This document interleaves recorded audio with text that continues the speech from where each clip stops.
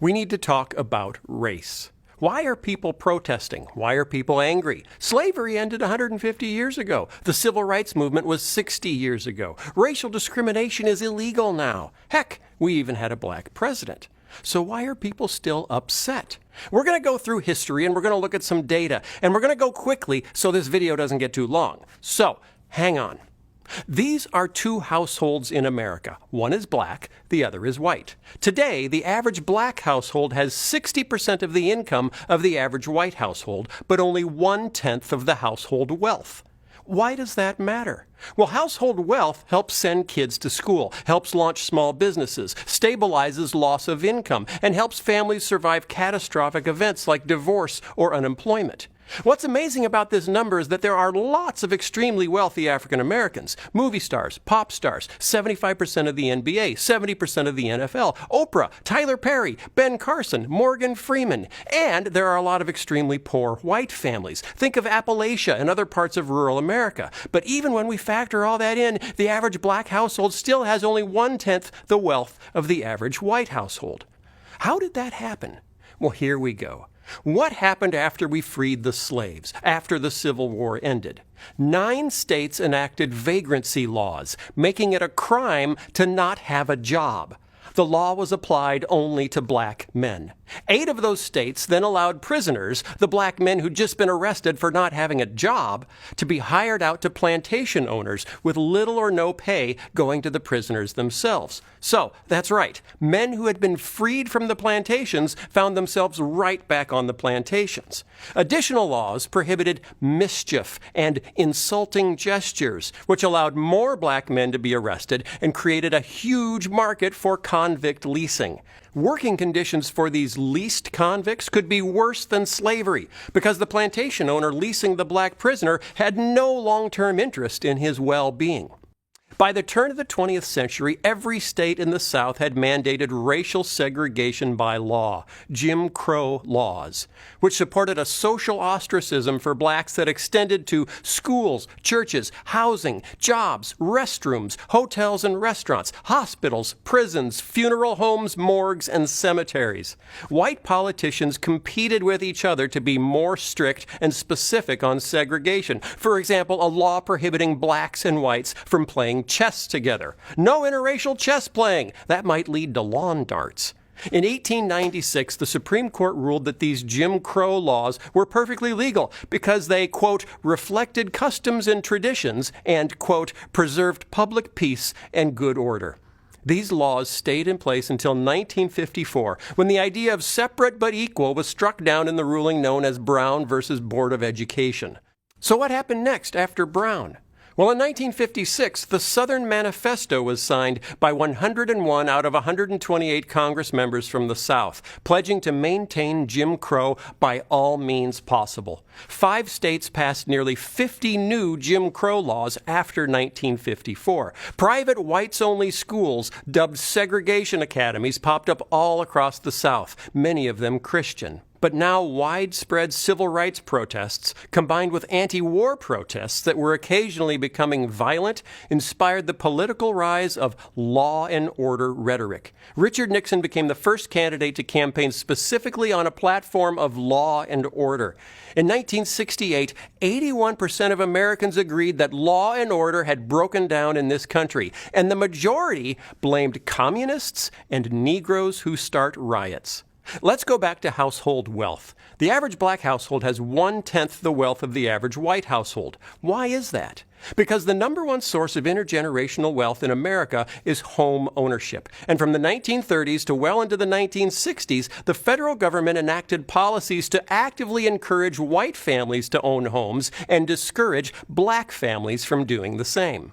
In 1934, the Federal Housing Administration created a risk rating system to determine which neighborhoods were safe investment for federally backed mortgages. Black neighborhoods were deemed too risky, marked off in maps with red ink, in a practice now known as redlining. After World War II, a boom of new suburban housing was built all over the country, much of it restricted by deed to whites only. In 1948, 40% of new housing developments in Minneapolis, for example, had covenants prohibiting purchase by African Americans. So blacks couldn't live in white neighborhoods and couldn't get federally insured loans for black neighborhoods. Until 1950, the Realtors Code of Ethics specifically prohibited selling a house in a white neighborhood to a non-white family. You could lose your realtor's license if you helped a black family buy a home in a white neighborhood. In the 1930s, the FHA's underwriting manual said, quote, incompatible racial groups should not be permitted to live in the same communities. The FHA went on to recommend that highways would be a great way to separate black neighborhoods from white neighborhoods. The FHA funded huge white-only suburban housing developments, leaving blacks behind in inner cities. After World War II, the GI Bill provided subsidized mortgages to help millions of men returning from war to buy their first home. While technically eligible for the GI Bill, the way it was administered left 1 million black veterans largely on the outside looking in. In New York and New Jersey, the GI Bill insured more than 67,000 new mortgages. Fewer than 100 of those went for homes purchased by non-whites. In 1947, there were 3,200 mortgages in Mississippi guaranteed by the government for returning veterans. Of the 3,200, only 2 went to black veterans. As a result, white families after the war were able to build home equity, growing wealth for retirement, inheritance, and college education for their kids. One historian has stated that there was no greater instrument for widening an already huge racial gap in post-war America than the GI Bill. And then came the war on drugs. Inner-city blacks were extremely vulnerable economically. The overwhelming majority of African Americans in 1970 lacked college degrees and had grown up in fully segregated schools. In the second half of the 20th century, factories and manufacturing jobs moved to the suburbs. Black workers struggled to follow the jobs. They couldn't live in many of the new suburban developments. And as late as 1970, only 28% of black fathers had access to a car. When a white man in Cicero, Illinois, just outside Chicago, sublet an apartment to a black family, the white community rioted, setting fire to the apartment building and smashing windows until the National Guard had to intervene. The result of all of this: in 1970, 70% of African American men had good blue-collar jobs. By 1987, only 28% did. As unemployment skyrocketed in African American communities, so did drug use. As drug use increased, so did crime. A dynamic today that we see playing out in white rural communities hit hard by unemployment and opioid addiction. Throughout the 1970s, white America became increasingly concerned by images of black violence shown on TV and in magazines. Drugs were the problem. Drug dealers and drug users were the enemy. So we decided to treat the drug epidemic not as a health crisis, but as a crisis of criminality, and we militarized our response. During the Reagan-Bush years from 1981 to 1991, how we invested money in anti-drug allocation completely changed. The anti-drug budget for the Department of Defense went from $33 million in 1981 to more than $1 billion in 1991. The Drug Enforcement Agency's budget to fight criminality and drug use went from $86 million to more than $1 billion. Then we came to the 1986 Anti-Drug Abuse Act, which carried mandatory minimum sentences, much harsher for the distribution of crack cocaine, which was associated with blacks, than powder cocaine, which was associated with whites. Mandated evictions from public housing for any tenant who permitted drug-related criminal activity to occur on or near premises. It eliminated many government benefits, including student loans, for anyone convicted of a drug crime.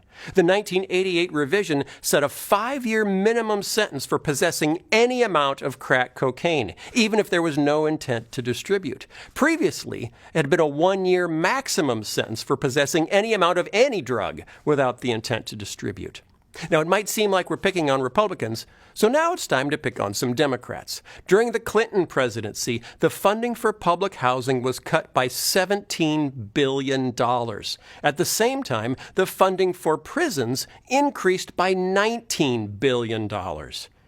The number of Americans imprisoned for drug crimes exploded. In 1980, there were 41,000 Americans imprisoned for drug crimes. Today, there are more than 500,000, more than the entire 1980 prison population. Most arrests are for possession. In 2005, 80% of the arrests were for possessing drugs, not selling drugs. In a bizarre twist, we also militarized our police forces. Between 1997 and 1999, the Pentagon handled 3.4 million orders for military equipment from more than 11,000 police agencies, including 253 aircraft, including Black Hawk and Huey helicopters, 7,800 M16 rifles, 181 grenade launchers for the police, 8,000 bulletproof helmets, 1,200 night vision goggles. We also changed policing tactics. A no-knock entry is when a SWAT team literally breaks down your door or smashes in through the windows, like in E.T. when the cops come flying in from every direction looking for E.T. So back to Minneapolis. In 1986, Minneapolis SWAT teams performed no-knock entries 35 times. 10 years later, in 1996, they performed no-knock entries 700 times. That's 2 every day. There were financial incentives for arresting more drug users. Federal grants to local police departments were tied to the number of drug arrests. Research suggests the huge surge in arrests from increased drug enforcement was due more to budget incentives than to actual increases in drug use. So what was the result? An explosion of our prison population. In 25 years, the U.S. prison population went from 350,000 to over 2.3 million. The United States now has the highest rate of incarceration in the world. We imprison a higher percentage of our black population than South Africa ever did during apartheid. Data shows that the increased prison population was driven primarily by changes in sentencing policy. There was no visible connection between higher incarceration rates and higher violent crime rates. If you are a drug felon, you are barred from public housing. You are ineligible for food stamps. You're forced to check the box on employment applications marking yourself as a convicted felon. A criminal record has been shown to reduce the likelihood of getting a callback or job offer by as much as 50%. The negative impact of a criminal record for an African American job applicant is twice as large as for a white applicant. In 2006, 1 in 106 white men was behind bars. For black men, it was 1 in 14. For black men between the age of 20 and 35, the age where families are built, it's 1 in 9. Overall, African Americans and white Americans use drugs at roughly the same rate, but the imprisonment rate of African Americans for drug charges is almost 6 times that of whites. It may be true that there isn't explicit racism in our legal system anymore, but it doesn't mean justice is blind.